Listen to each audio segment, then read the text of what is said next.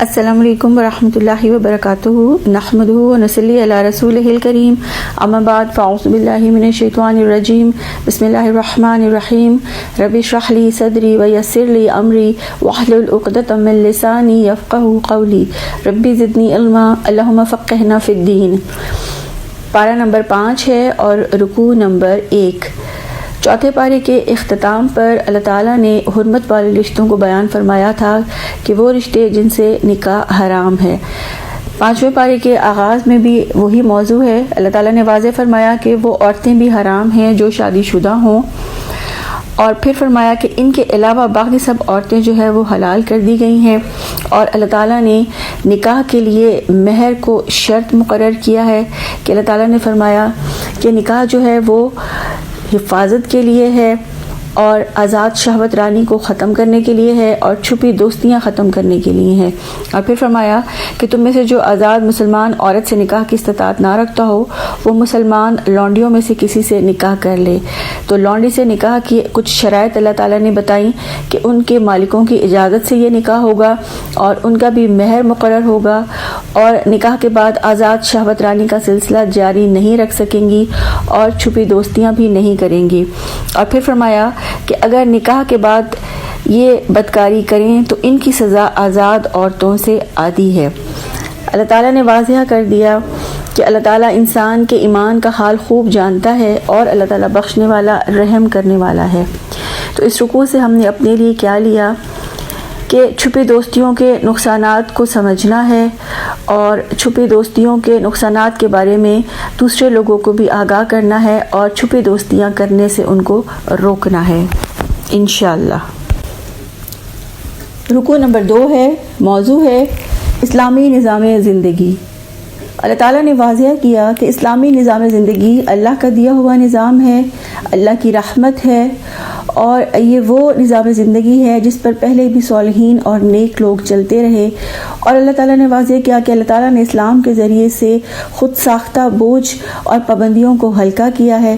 پھر اگلے رکوع کے اگلے حصے میں مال کی بات کی کہ باطل طریقوں سے مال نہ کھاؤ۔ اللہ تعالیٰ نے کہا اے ایمان والو، آپس میں ایک دوسرے کے مال باطل طریقوں سے نہ کھاؤ۔ باطل طریقے سے کھانے سے مراد یہ ہے کہ ہر وہ ناجائز اور حرام طریقہ سے مال کمانا جس سے اللہ تعالیٰ نے روکا ہے۔ رسول اللہ صلی اللہ علیہ وآلہ وسلم نے فرمایا کہ لوگوں پر ایک زمانہ آئے گا کہ جس میں وہ یہ پرواہ نہیں کرے گا کہ اس نے جو حاصل کیا وہ حلال ہے یا حرام ہے۔ پھر اللہ تعالیٰ نے واضح کیا کہ لین دین آپس کی رضامندی سے کرو، اور لین دین کرتے وقت ظلم اور زیادتی نہ کرو، اور اپنے آپ کو قتل نہ کرو۔ اور پھر کبیرہ گناہوں کی بات کی کہ کبیرہ گناہوں سے پرہیز کرو، کبیرہ گناہوں سے بچ جاؤ۔ کبیرہ چھوڑنے کے نتیجے میں اللہ تعالیٰ چھوٹے گناہ بھی معاف فرما دیں گے، اور فرمایا کہ کبیرہ گناہ وہ ہیں جنہیں اللہ اور اللہ کے رسول نے کبیرہ کہا ہے۔ پھر اللہ تعالیٰ نے واضح کیا کہ اللہ تعالیٰ نے جو دوسروں کو نعمتیں اور فضیلتیں عطا فرمائی ہیں اس کے لیے حسرت نہ محسوس کرو، اور ان سے حسد بھی نہ کرو۔ پھر اللہ تعالیٰ نے واضح کیا کہ مردوں کے لیے ان کے اعمال ہیں اور عورتوں کے لیے ان کے اعمال ہیں، یعنی کوئی دوسرے کے اعمال کا جواب دہ نہیں ہے۔ اللہ تعالیٰ نے کہا کہ اللہ سے اللہ کا فضل مانگو، اور وراثت کی بات کی اللہ تعالیٰ نے کہ اللہ تعالیٰ نے ورثہ کے حصے مقرر کر دیے ہیں، اور جن سے عہد و پیمان ہیں اب وراثت میں ان کا کوئی حصہ نہیں، ہاں زندگی میں ان کو دے سکتے ہیں۔ یعنی اگر کسی کی خیر خواہی یا مدد کا کوئی وعدہ کیا تھا تو زندگی میں اس کو دے سکتے ہیں اپنے مال میں سے، لیکن مرنے کے بعد ان کا وراثت میں حصہ نہیں ہوگا۔ ہاں وصیت اگر ان کے بارے میں کی ہے 1/3 مال کی تو وہ وصیت کے مطابق ان کو مال مل سکتا ہے۔ تو اللہ تعالیٰ نے فرما دیا کہ اللہ چاہتا ہے کہ وہ طریقے واضح کر دے اور ان پر لوگوں کو چلائے جن کی پیروی پہلے سے گزرے ہوئے نیک لوگوں نے کی۔ اللہ تعالیٰ علیم بھی ہے، دانا بھی ہے، اللہ تعالیٰ ایمان لانے والوں پر مہربان ہے، اللہ تعالیٰ ہر چیز پر نگران ہے، اللہ تعالیٰ ظلم کرنے والوں کو آگ میں جھونکنے والا ہے، اور یہ اس کے لیے مشکل کام نہیں ہے۔ تو اس رکوع سے ہم نے اپنے لیے کیا لیا کہ اللہ تعالیٰ نے جو فضیلت اور نعمتیں دوسروں کو دی ہیں ان کی تمنا نہیں کرنی، اور علم میں آگے بڑھنے کی کوشش کرنی ہے انشاءاللہ۔ رکوع نمبر 3 ہے، موضوع ہے انسانی خاندان کے لیے ہدایات۔ اللہ تعالیٰ نے رکوع کی ابتدا میں فرمایا کہ مرد عورتوں پر قوام ہیں، یعنی اللہ تعالیٰ نے مرد کو عورتوں پر نگران مقرر فرمایا ہے، اور اللہ تعالیٰ نے فرمایا کہ اللہ تعالیٰ نے یہ فضیلت مردوں کو عطا فرمائی ہے، اور اللہ تعالیٰ نے اس کی وجہ بیان کی کہ مرد اپنے مال خرچ کرتے ہیں، ان کو اللہ تعالیٰ نے ایسی خصوصیات دی ہیں جس کے مطابق وہ خاندان کی سربراہی کے لائق ہیں۔ پھر رکوع کے اگلے حصے میں اللہ تعالیٰ نے صالح عورتوں اور اطاعت شور عورتوں کے بارے میں فرمایا کہ صالح عورتیں مردوں کے پیچھے ان کے حقوق کی حفاظت کرتی ہیں۔ عورتوں کی سرکشی کی صورت میں اللہ تعالیٰ نے اصلاحی تدابیر بیان کرتے ہوئے فرمایا کہ اگر تمہیں عورتوں سے سرکشی کا خوف ہو تو پھر پہلے انہیں سمجھاؤ، اور اگر سمجھنے سے وہ نہ سمجھیں تو پھر ان کو خوابگاہوں میں علیحدہ کر دو، اور اگر پھر بھی باز نہ آئیں تو ان کو مارو۔ اور ہمیں حدیث سے پتہ چلتا ہے کہ ہلکی مار مارنے کا حکم ہے، کہ ایک تو چہرے پہ بھی نہ ماریں، اور دوسرا ایسی مار نہ ماریں کہ جسے کوئی زخم یا چوٹ ہو آئے ان کو۔ اور پھر فرمایا کہ اگر عورتیں اپنی اصلاح کر لیں اور باز آ جائیں تو پھر عورتوں پر دست درازی کے بہانے تلاش نہ کرو۔ پھر رکوع کے اگلے حصے میں اللہ تعالیٰ نے شوہر اور بیوی کے تعلقات کی خرابی کی صورت میں خاندانی پنچایت کی بات کی کہ اگر زوجین میں انبن ہو جائے تو پھر ایک منصف شوہر کی فیملی میں سے اور ایک منصف عورت کے گھر والوں میں سے بلائیں تاکہ وہ موافقت کی کوئی صورت نکالیں۔ پھر رکوع کے اگلے حصے میں اللہ تعالیٰ نے فرمایا کہ اللہ کی عبادت کرو، شرک نہ کرو، اور اللہ کی راہ میں خرچ کرو، اور لوگوں سے حسن سلوک کرو، والدین، رشتہ داروں سے، مسکینوں سے، پڑوسیوں سے، اجنبی ہمسائے اور رشتہ دار ہمسائے دونوں کی بات کی، اور دوستوں سے، مسافروں سے اور غلاموں سے حسن سلوک کرو۔ پھر اللہ تعالیٰ نے واضح کیا کہ اللہ تعالیٰ فخر اور غرور کو ناپسند کرتے ہیں، اللہ تعالیٰ بخل کو ناپسند کرتے ہیں، اور اللہ کے فضل کو چھپانا ریاکاری اور شرک ہے۔ رکوع کے آخر میں اللہ تعالیٰ نے آخرت میں شہادت کی بات کی کہ آخرت میں جو گواہیاں ہوں گی ہر امت سے بھی گواہی لی جائے گی، اور انبیاء کو بھی گواہ کی حیثیت سے کھڑا کیا جائے گا۔ تو اللہ تعالیٰ نے اس رکوع میں واضح فرما دیا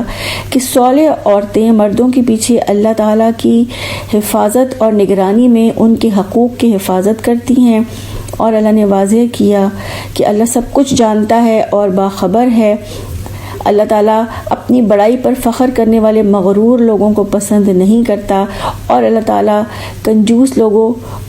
لوگ اور کنجوسی کی ہدایت کرنے والوں کو بھی پسند نہیں کرتا، اور اللہ تعالیٰ کے ناپسندیدہ لوگ وہ ہیں جو لوگوں کو دکھانے کے لیے مال خرچ کرتے ہیں۔ اور اللہ نے واضح کیا کہ اللہ تعالیٰ قیامت کے دن ہر امت میں ایک گواہ لائیں گے، اور اس پر محمد صلی اللہ علیہ وآلہ وسلم کو گواہ بنا کر کھڑا کریں گے، اور قیامت کے روز کوئی بھی اللہ تعالیٰ سے کچھ بھی نہ چھپا سکے گا۔ تو اپنے لیے اس رکوع سے کیا لیا کہ اپنے آپ کو اللہ کا غلام سمجھتے ہوئے خاندانی زندگی کے بارے میں جو اللہ تعالیٰ نے احکامات دیے ہیں ان کو سیکھنا ہے، ان کو آگے بھی لوگوں تک سکھانا ہے انشاءاللہ۔ رکوع نمبر 4 ہے، موضوع ہے اہل کتاب کی سرکشی۔ رکوع کی ابتدا میں اللہ تعالیٰ نے فرمایا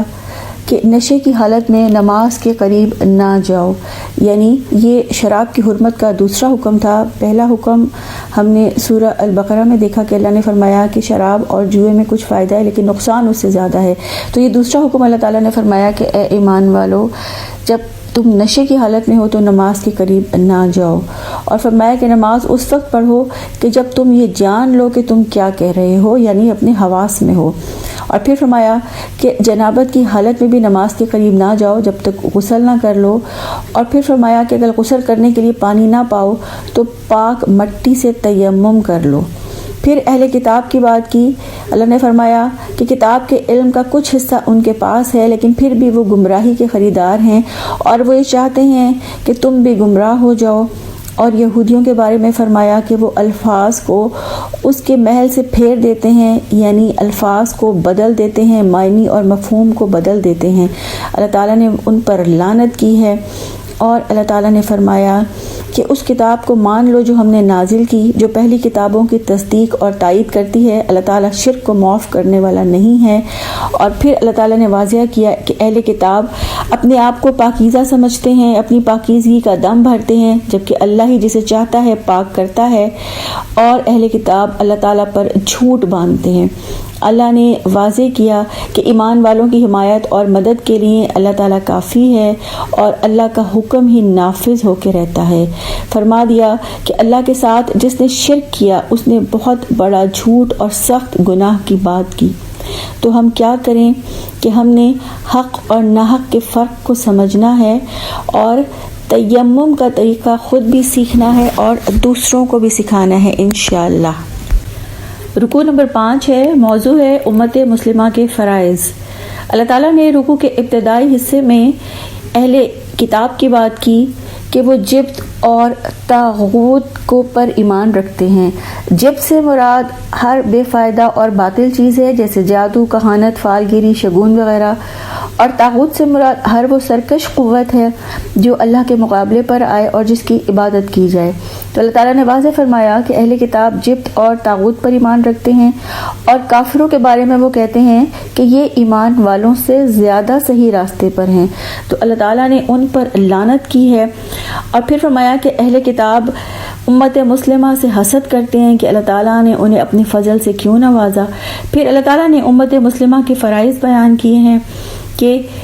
امانتیں اہل امانت کے سپرد کر دیں، لوگوں کے درمیان عدل سے فیصلے کریں اور اللہ کی اطاعت کریں، رسول کی اطاعت کریں اور اولو الامر کی اطاعت کریں۔ اور پھر فرمایا کہ اختلافات کی صورت میں کتاب اور سنت سے فیصلہ لیں۔ اللہ تعالیٰ نے واضح فرما دیا کہ جس پر اللہ تعالیٰ لعنت کر دے اس کا کوئی مددگار نہیں۔ اللہ تعالیٰ نے ابراہیم علیہ السلام کی اولاد کو کتاب اور حکمت عطا کی، اور جو لوگ اللہ کی آیات کا انکار کرتے ہیں اللہ انہیں آگ میں جھونک دے گا، اور اللہ تعالیٰ عمدہ نصیحت کرتا ہے، اللہ تعالیٰ سب کچھ سنتا اور دیکھتا ہے۔ تو اس رکوع سے ہم نے اپنے لیے کیا لیا کہ امانت کا حق ادا کرنا ہے انشاءاللہ، اور وہ ساری ذمہ داریاں جو انسان ہونے اور مسلمان ہونے کے ناطے ہم پر عائد ہوتی ہیں ان کو احسن طریقے سے پورا کرنے کی کوشش کرنی ہے انشاءاللہ۔ رکوع نمبر 6 ہے، موضوع ہے اللہ اور رسول کی اطاعت۔ رکوع کے ابتدائی حصے میں اللہ تعالیٰ نے منافق کا ذکر کیا کہ منافق تمام معاملات کا فیصلہ طاغوت سے کرواتے ہیں۔ اللہ تعالیٰ نے فرما دیا کہ شیطان ان کو بھٹکا کر راہ راست سے دور لے جانا چاہتا ہے۔ منافق اللہ کی کتاب سے کتراتے ہیں، اس کے پڑھنے، پڑھانے، سیکھنے، سکھانے سے کتراتے ہیں، اور پھر فرمایا کہ مصیبت آنے پر قسمیں کھاتے ہیں کہ ہمارا ارادہ تو بھلائی کا تھا۔ اللہ تعالیٰ نے واضح فرما دیا کہ اللہ ان کے دلوں کا حال جانتا ہے، اور پھر اللہ نے فرمایا کہ نفس پر ظلم کرنے کے بعد اگر یہ معافی مانگتے اور رسول بھی ان کے لیے معافی مانگتا تو اللہ تعالیٰ معاف کر دیتے۔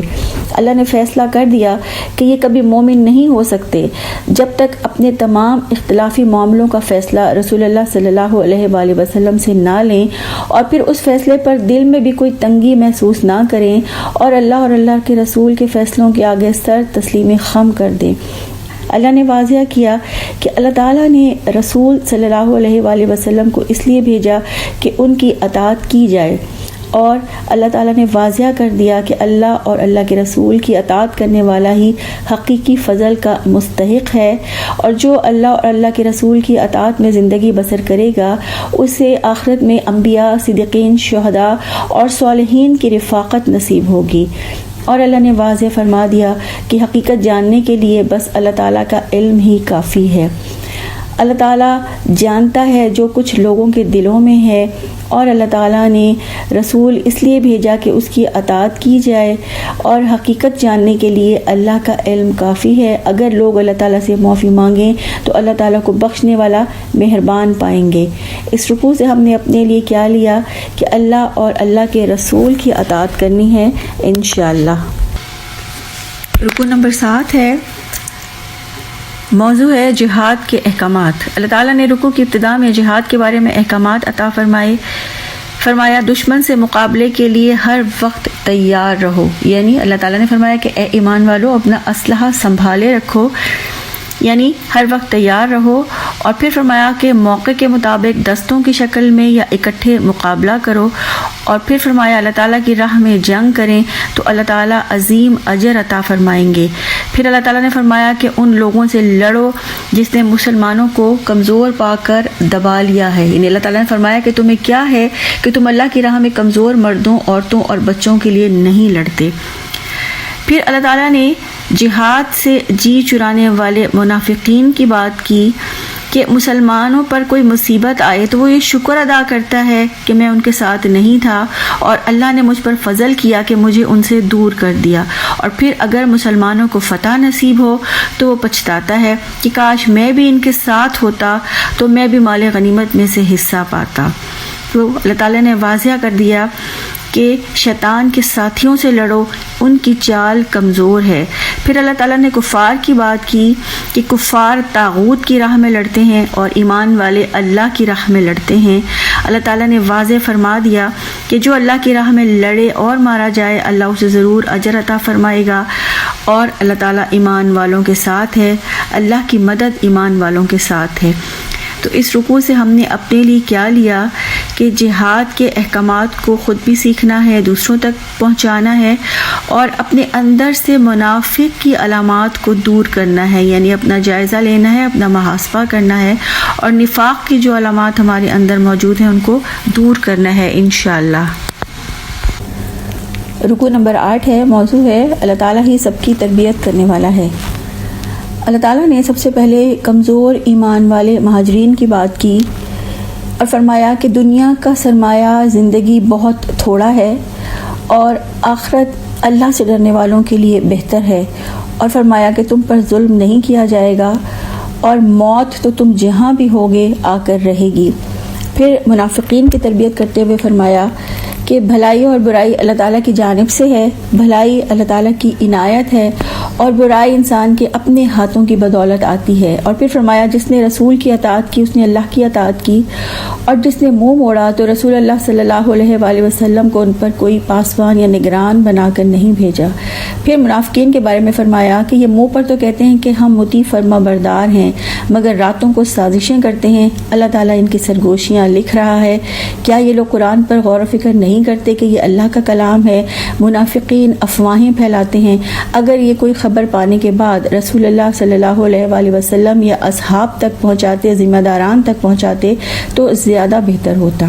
پھر رسول اللہ صلی اللہ علیہ وآلہ وسلم سے فرمایا کہ تم اللہ کی راہ میں لڑو، تم اپنی ذات کے سوا کسی کے ذمہ دار نہیں ہو، اہل ایمان کو جنگ کے لیے، قتال کے لیے آمادہ کرو،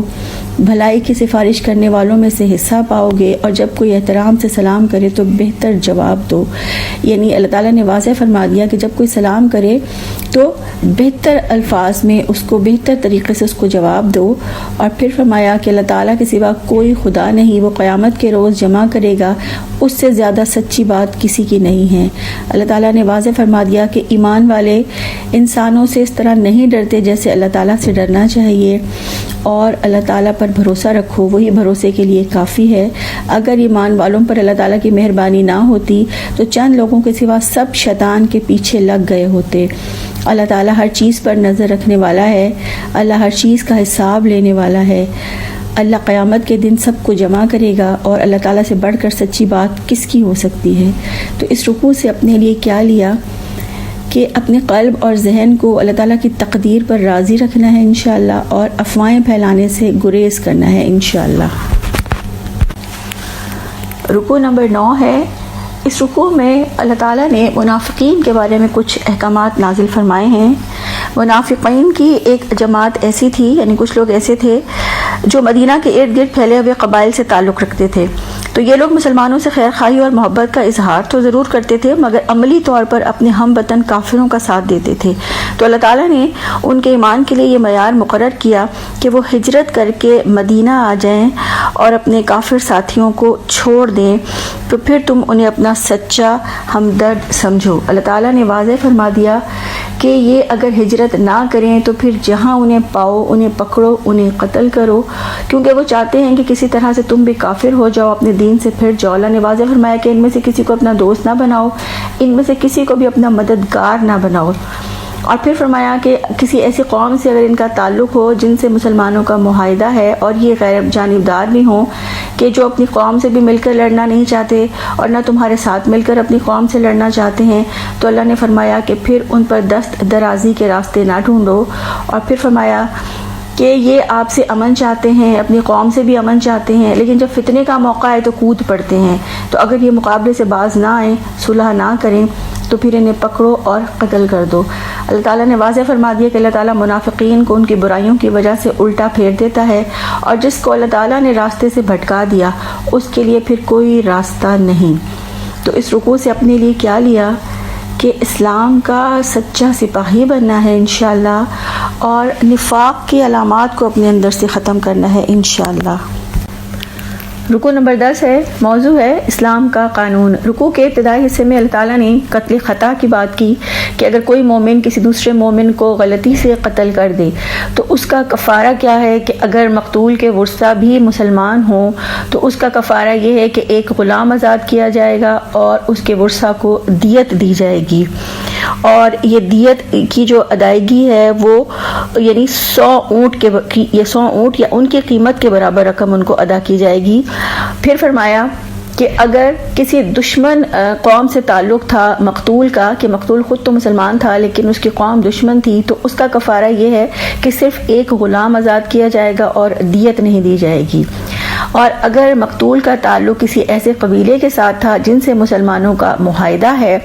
تو پھر فرمایا کہ اس میں ایک غلام آزاد کیا جائے گا اور دیت بھی دی جائے گی۔ اور پھر فرمایا کہ غلام کے نہ ہونے کی صورت میں کہ اگر غلام آزاد نہ کر سکیں تو پھر پے در پے 2 مہینے کے روزے، یعنی مسلسل 2 مہینے کے روزے کفارے کے طور پر رکھے جائیں گے۔ پھر اللہ تعالیٰ نے قتل عمد کی بات کی کہ اگر کوئی مومن کسی مومن کو جان بوجھ کر قتل کر دے تو اللہ تعالیٰ نے فرما دیا کہ اس کی سزا جہنم ہے اور اللہ کا غضب ہے اور اللہ کی لعنت ہے اور سخت عذاب ہے۔ یعنی جو کسی مومن کو جان بوجھ کے قتل کرے تو اللہ نے واضح فرمایا کہ اس کی سزا جہنم ہے اور اللہ کی لعنت دنیا میں بھی اور آخرت میں بھی اور سخت عذاب ہے۔ پھر اللہ تعالیٰ نے واضح کیا کہ جب تم جہاد کے لیے نکلو تو تحقیق کر لیا کرو کہ اگر کوئی تم نے سلام کرے تو تم یہ نہ سمجھو کہ یہ ایمان والا نہیں ہے۔ پھر اللہ تعالیٰ نے جہاد کے بارے میں کچھ احکامات فرما دیے کہ معذوری کی وجہ سے گھر بیٹھنے والے اور جان و مال سے جہاد کرنے والے برابر نہیں ہیں۔ اور پھر فرمایا کہ مجاہدین کی خدمات کا معاوضہ زیادہ ہے اور مجاہدین کے لیے بڑے درجات ہیں، ان کے لیے مغفرت ہے، اللہ کی رحمت ہے۔ تو اللہ تعالیٰ نے یہاں پر غلطی سے قتل کرنے پر جو گناہ ہے، غلطی سے قتل کرنے کے گناہ پر اللہ تعالیٰ نے یہاں پہ توبہ کا طریقہ مقرر فرمایا، یعنی اس کا کفارہ بتا دیا۔ لیکن جان بوجھ کر کسی انسان کو قتل کرنے والے پر اللہ تعالیٰ نے واضح کیا کہ اس پر اللہ کا غضب، اللہ کی لعنت اور سخت عذاب ہے۔ اور اللہ نے واضح کیا کہ جب اللہ کی راہ میں نکلیں تو دوست اور دشمن کی تمیز کر لیں، اور اللہ نے واضح کیا کہ اللہ تعالیٰ نے بیٹھنے والوں کی نسبت جان اور مال سے جہاد کرنے والوں کا بڑا درجہ رکھا ہے، اور جو کچھ انسان کرتے ہیں اللہ اس سے باخبر ہے، اور اللہ تعالیٰ بڑا معاف کرنے والا اور رحم کرنے والا ہے۔ تو اس رکوع سے ہم نے اپنے لیے کیا لیا کہ اللہ تعالیٰ کی راہ میں اپنے مال اور اپنی جان سے جہاد کرنا ہے انشاءاللہ۔ رکوع نمبر 11 ہے، موضوع ہے دارالسلام میں جمع ہو جاؤ۔ اللہ تعالیٰ نے یہ واضح فرما دیا کہ جو دارالکفر سے ہجرت کر کے مسلمان دارالسلام میں نہیں جاتے تو اللہ نے فرمایا کہ جب فرشتے ان کی روحیں قبض کریں گے تو ان سے پوچھیں گے کہ تم کس حال میں تھے، تو وہ جواب دیں گے کہ ہم زمین میں کمزور تھے۔ تو فرشتے ان سے کہیں گے کیا اللہ کی زمین وسیع نہ تھی کہ تم اس میں ہجرت کرتے؟ یعنی اس سے یہ ہمیں پتہ چلتا ہے کہ جو ہجرت نہیں کر رہا وہ اپنے نفس پر ظلم کرتا ہے۔ اللہ نے واضح فرمایا کہ خدا کی زمین تو بہت وسیع ہے اور اور بلا عذر ہجرت نہ کرنے والوں کا ٹھکانہ جہنم ہے، سوائے ان لوگوں کے وہ مرد، وہ عورتیں، وہ بچے جو واقعی بے بس ہیں اور ہجرت کے لیے راستہ نہیں پاتے۔ تو اللہ نے فرمایا کہ امید ہے کہ اللہ تعالیٰ انہیں معاف فرما دے گا۔ پھر فرمایا جو ہجرت کرے گا وہ زمین میں پناہ کے لیے بڑی گنجائش اور بہت جگہ پائے گا،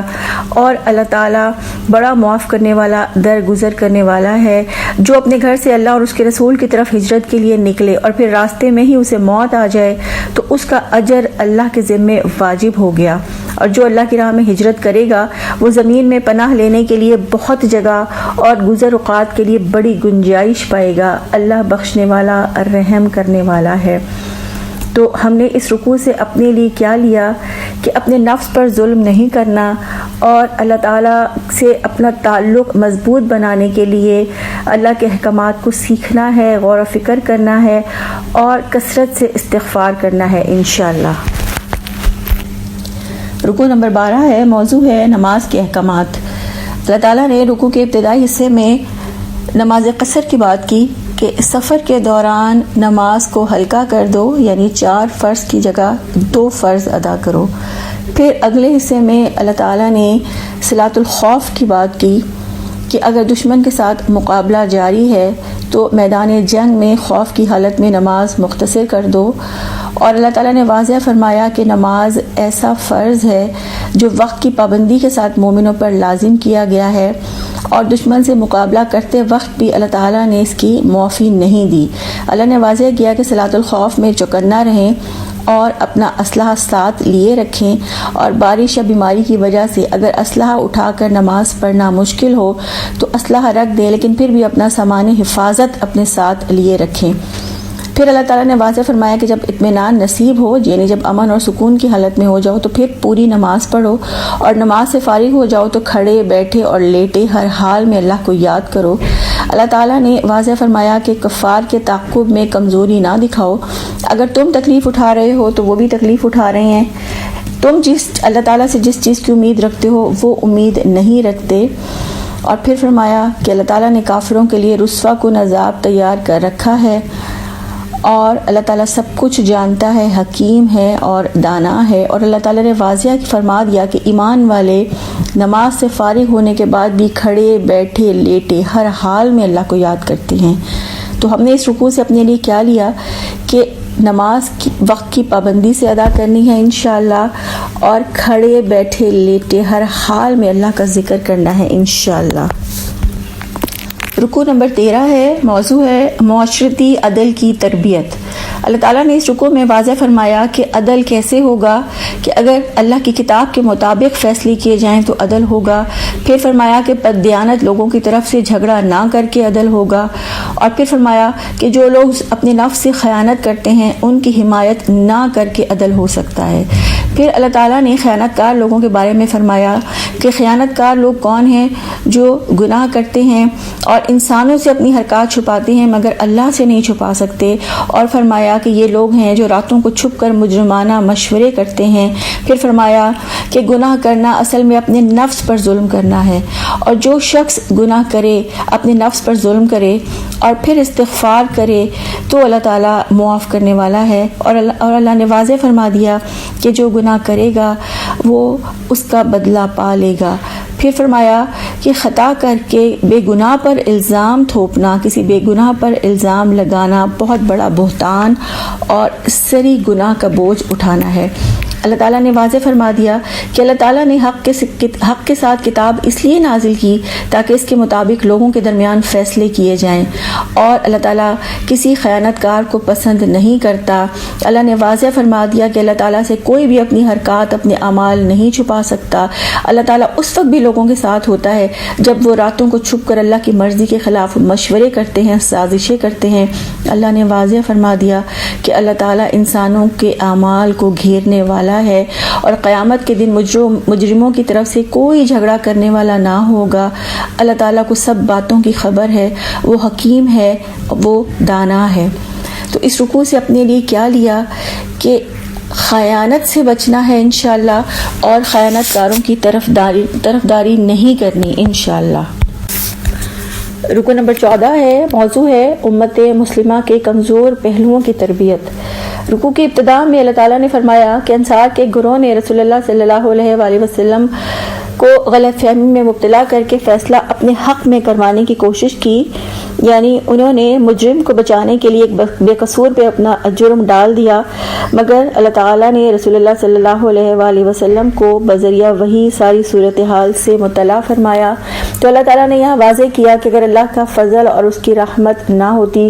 تو آپ غلط فہمی میں بے قصور کو مجرم سمجھ لیتے، اور پھر فرمایا کہ وہ اپنے سوا کسی کو غلط فہمی میں مبتلا نہیں کر سکتے، اور غلط فہمی میں مبتلا کر کے وہ آپ صلی اللہ علیہ وسلم کا کوئی نقصان نہیں کر سکتے۔ پھر اللہ تعالیٰ نے خفیہ سرگوشیوں کی بات کی کہ فرمایا کہ اکثر خفیہ سرگوشیوں میں بھلائی نہیں ہوتی، یعنی خفیہ سرگوشی سے اللہ تعالیٰ نے منع فرمایا، مگر اجازت دی سرگوشی کرنے کی کس حالت میں کہ اگر نیکی کے کام کی کوئی سرگوشی ہے، یا پوشیدہ صدقے کی بات کرنی ہے، یا نیک کام کی بات کرنی ہے، یا لوگوں کے معاملات میں اصلاح کرنی ہے، تو اس صورت میں خفیہ سرگوشیاں کی جا سکتی ہیں۔ پھر اللہ نے واضح فرمایا کہ اللہ کی رضا کے لیے جو نیک کام کرے گا وہ اجر پائے گا۔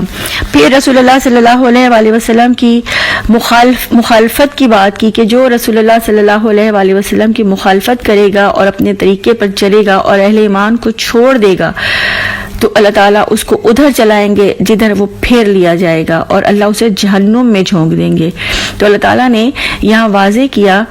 کہ اگر انسانوں پر اللہ تعالیٰ کا فضل اور اس کی رحمت نہ ہوتی تو لوگ غلط فہمیوں میں مبتلا کر سکتے تھے،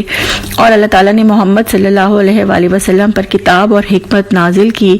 اور اللہ تعالیٰ نے رسول اللہ صلی اللہ علیہ وآلہ وسلم کو وہ کچھ بتایا جو وہ نہیں جانتے تھے۔ اللہ تعالیٰ نے اس رکوع میں واضح فرما دیا کہ جو اللہ تعالیٰ کی رضا کے لیے صدقہ خیرات کی تلقین کرے، یا نیک کام کے لیے یا لوگوں کے معاملات کی اصلاح کرنے کے لیے کچھ کہے یا کچھ کرے، تو اللہ تعالیٰ اس کو بڑا اجر عطا فرمائیں گے انشاءاللہ۔ تو اس رکوع سے اپنے لیے کیا لیا کہ ہر کام اللہ کی رضا کی خاطر کرنا ہے انشاءاللہ، اور ہر کام پر آخرت میں اجر پانے کی توقع رکھنی ہے انشاءاللہ۔ رکوع نمبر 15 ہے، موضوع ہے انسانی قیادت کے لیے امت مسلمہ کی تربیت۔ رکوع کے ابتدائی حصے میں اللہ تعالیٰ نے شرک کی بات کی کہ اللہ تعالیٰ کے ہاں شرک کی بخشش نہیں ہے، اور اللہ نے واضح کیا کہ جس نے شریک ٹھہرایا وہ گمراہی میں دور نکل گیا۔ اللہ تعالیٰ نے مشرکوں کے بارے میں فرمایا کہ وہ اللہ کو چھوڑ کر دیویوں کو معبود بناتے ہیں اور وہ شیطان کو معبود بناتے ہیں۔ اللہ تعالیٰ نے واضح کیا کہ ایسے لوگوں پر اللہ کی لعنت ہے، اور اللہ تعالیٰ نے شیطان پر بھی لعنت کی کہ اس نے اللہ کو چیلنج کیا کہ میں تیرے بندوں میں سے مقررہ حصہ لے کے رہوں گا، انہیں گمراہ کروں گا، ان کو جھوٹی امیدوں اور آرزوؤں میں الجھاؤں گا،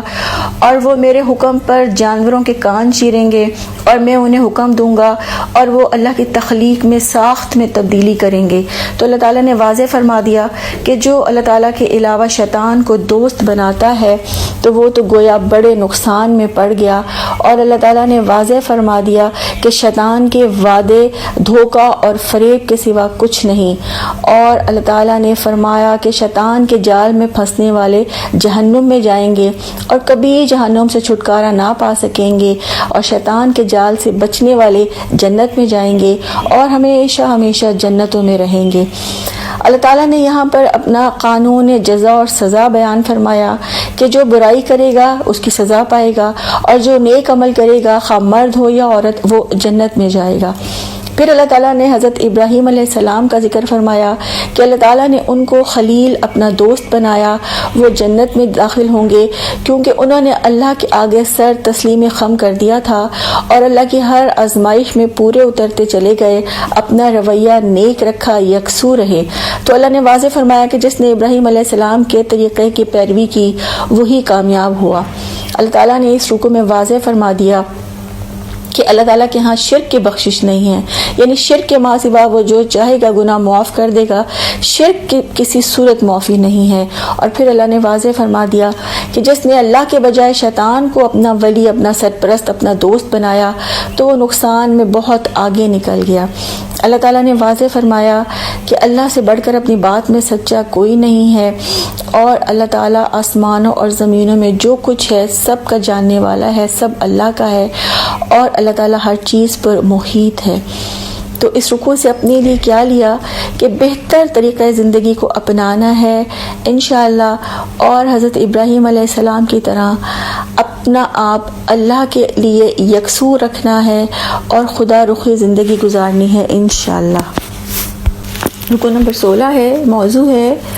عورتوں کے حقوق اور خاندانی نظام۔ اللہ تعالیٰ نے زوجین کے حوالے سے بات کی کہ اگر شوہر سے بدسلوکی کا خطرہ محسوس کرے تو حقوق میں کمی بیشی پر بیوی اپنے شوہر سے صلح کر لے، اور پھر فرمایا کہ مرد احسان سے پیش آئے اور بیوی کے ساتھ خدا ترسی کا معاملہ کرے، اور پھر اللہ تعالیٰ فرماتے ہیں کہ بیویوں کے درمیان پورا عدل کرنا اگر بس میں نہیں ہے تو پھر ایک بیوی کی طرف اس طرح سے نہ جھک جاؤ کہ دوسری کو لٹکتا چھوڑ دو۔ اللہ نے فرمایا کہ اگر اپنا طرز عمل درست رکھو تو اللہ تعالیٰ غفور الرحیم ہے، اور پھر فرمایا کہ اگر زوجین ایک دوسرے سے الگ ہو جائیں تو اللہ تعالیٰ ہر ایک کو دوسرے کی محتاجی سے بے نیاز کر دے گا۔ پھر اللہ تعالیٰ نے یتیم بچیوں اور بچوں کے بارے میں فرمایا کہ اگر یتیم بچیوں سے تم نکاح کرتے ہو تو ان کی مال کی لالچ میں ان سے نکاح نہ کرو، ان کے بھی حقوق پورے کرو یعنی عدل کرو اور ان کو مہر دو، اور پھر فرمایا کہ یتیموں کے ساتھ انصاف پر قائم رہو۔ اللہ تعالیٰ نے واضح فرما دیا کہ جو بھی بھلا انسان کرے گا وہ اللہ سے کچھ بھی چھپی نہیں ہے، اور احسان کے روش اختیار کرنے اور خدا ترسی سے کام لینے کے طرز عمل سے اللہ تعالیٰ باخبر ہے۔ اور پھر اللہ تعالیٰ نے یہ واضح کر دیا کہ اللہ کا دامن بہت کشادہ ہے اور وہ دانا اور بینا ہے، آسمان اور زمین میں جو کچھ ہے اللہ تعالیٰ کا ہے۔ اللہ تعالیٰ نے اب بھی اور پچھلے اہل کتاب کو بھی یہی ہدایت کی کہ اللہ تعالیٰ سے ڈرتے ہوئے کام کریں۔ اللہ تعالیٰ بے نیاز ہے، تعریف کا مستحق ہے، اللہ تعالیٰ کارسازی کے لیے کافی ہے، اللہ کے پاس ثواب دنیا بھی ہے اور ثواب آخرت بھی۔ تو ہم نے کیا کرنا ہے کہ اپنی ہمتوں، طاقت، صلاحیت، جذبے، اپنا وقت صرف دنیا کے لیے نہیں لگانا بلکہ آخرت کے لیے لگانا ہے انشاءاللہ۔ رکوع نمبر 17 ہے اور موضوع ہے اسلامی نظام حیات کے اصول۔ اللہ تعالیٰ نے رکوع کے ابتدائی حصے میں عدل کی بات کی کہ انصاف کے علمبردار بنو، اللہ تعالیٰ کے لیے گواہ بنو، اور تمہارے انصاف اور گواہی کی زور رشتہ داروں والدین پر بھی پڑتی ہو تب بھی گواہی حق کی ہی دو، اور پھر فرمایا خواہش نفس کی پیروی میں عدل سے باز نہ رہو، لگی لپٹی بات نہ کہو، سچائی سے پہلو تہی نہ کرو، اللہ تعالیٰ پر، رسول پر، کتابوں پر، فرشتوں اور آخرت پر ایمان لے آؤ۔ پھر اللہ تعالیٰ نے ایمان کی بات کی کہ ایمان لانے کے بعد مرتد ہونے والوں کو اللہ تعالیٰ ہرگز معاف نہ کرے گا اور نہ ہی انہیں سیدھا راستہ دکھائے گا، اور جس نے کفر کیا وہ گمراہی میں بہت دور نکل گیا۔ پھر اللہ تعالیٰ نے منافقوں کی علامات بیان فرمائی کہ اہل ایمان کو چھوڑ کر کافروں سے دوستی رکھتے ہیں، کافروں کے پاس عزت کی طلب کے لیے جاتے ہیں اور ایسی مجالس میں بیٹھتے ہیں جہاں دین کا مذاق اڑایا جائے۔ اللہ تعالیٰ نے واضح فرما دیا اللہ تعالیٰ منافقوں اور کافروں کو جہنم میں ایک جگہ جمع کرنے والا ہے۔ منافق انتظار میں ہوتے ہیں کہ مسلمانوں کی فتح ہوتی ہے یا شکست۔ اگر مسلمانوں کو فتح ہو تو وہ مسلمانوں کو یقین دلاتے ہیں کہ ہم تو تمہارے ہی ساتھ ہیں، اور اگر شکست ہو تو کافروں سے کہتے ہیں کہ ہم نے تمہیں مسلمانوں سے بچا لیا۔ اللہ تعالیٰ نے واضح کیا کہ اللہ تعالیٰ تمہارے اور ان کے درمیان قیامت کے دن فیصلہ کرے گا، اور اللہ تعالیٰ نے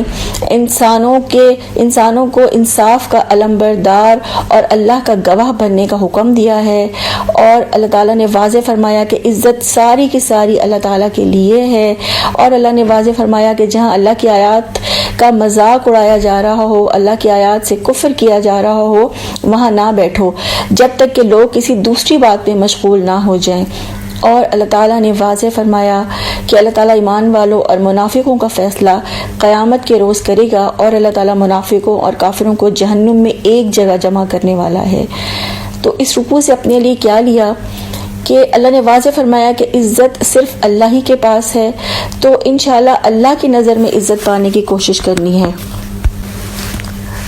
پارہ نمبر 5 کی آخری آیات ہیں، موضوع ہے نفاق۔ اللہ تعالیٰ نے اس رکوع میں منافقین کے حالات بتائے ہیں کہ منافقین کون ہیں, کیا کرتے ہیں؟ اللہ نے فرمایا اللہ کے ساتھ دھوکے بازی کرتے ہیں, نمازوں میں سستی کرتے ہیں, دکھاوے کی نماز پڑھتے ہیں, اللہ کو یاد نہیں کرتے, تذبذب میں ہیں, شک میں مبتلا رہتے ہیں. تو اللہ نے واضح کیا کہ جسے اللہ بھٹکا دے تم اس کے لیے راستہ نہیں پا سکتے. اور منافق کا انجام بتا دیا اللہ تعالیٰ نے اس رکوع میں کہ جہنم کے سب سے نچلے درجے میں ہوں گے. اللہ تعالیٰ نے ان کی توبہ کے لیے کچھ شرائط بیان کی کہ اگر وہ اپنی اصلاح کر لیں, اللہ کو مضبوطی سے تھام لیں, اللہ کے لیے خالص ہو جائیں